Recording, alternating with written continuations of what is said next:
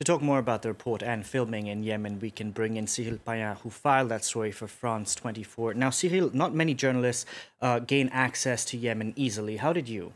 Well, it's a very long process. We were able 6 months ago with Ammar al-Midawi to go into southern Yemen, which is controlled by the government forces, the loyalists, which are the arch enemies, the brother enemies of the Houthis. This time was quite different and radically more difficult, actually, because when you try to get in this part of Yemen, northern Yemen, you face the complexity of the civil war. So you just actually land in the south, which is not controlled by the Houthis, and then you have to go through the front lines up north, and then getting in touch with the Houthis. This is what we did for 15 days under very difficult conditions, because the Houthis are not very welcoming the outside world. It is very rare to get access to their strongholds in the north, and they were restricting on the daily basis all what we wanted to do or all we wanted to film. So you weren't able to go around by yourself without an escort, I'd imagine? We were escorted from the very first day until the last day when we crossed back the front line, and they were talking to every people we were talking to, taking names and just monitoring what we actually were doing on the field.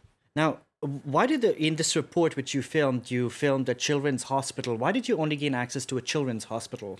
It's also the very big question of whether we show first these faces, which is a very questionable thing to do to broadcast because it's very hard, but also are we the tools of the propaganda from the Houthis? Because when we have been able to get access to this small hospital in Sada, which is a stronghold of the Houthis, close to the Saudi border, close to the front line, they didn't want us to film, as we said in a report, to civilians wounded or injured military personnel from the Houthis. They just directed us to these kids, because it was obvious that it was for them what they wanted, what kind of footage or image they wanted to show to the outside world. So this is what we did. We decided to show the faces and to film them, these kids, because they actually exist. There are hundreds of kids like that because of the bombardments or the embargo, who just die from malnutrition and not to get access to any medication. Now, you've been to conflict zones around the world. What impression did you leave Yemen with?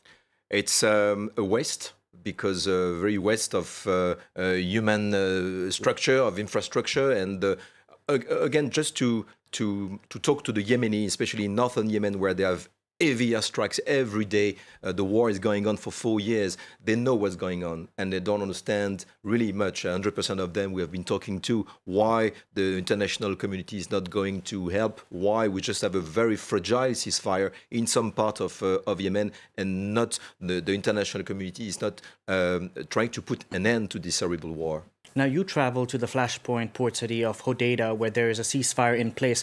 What's the prospect of peace throughout the country, in your opinion? Again, very sadly, there is no much of prospect of peace, because we just landed for 24 hours in Hodeidah on the window on the Red Sea, which is a key to this war. There should have been a ceasefire, but there were some airstrikes going on, some snipers at any corner of street, and again, the local people were not expecting any deal or any peace for long term to be implemented there.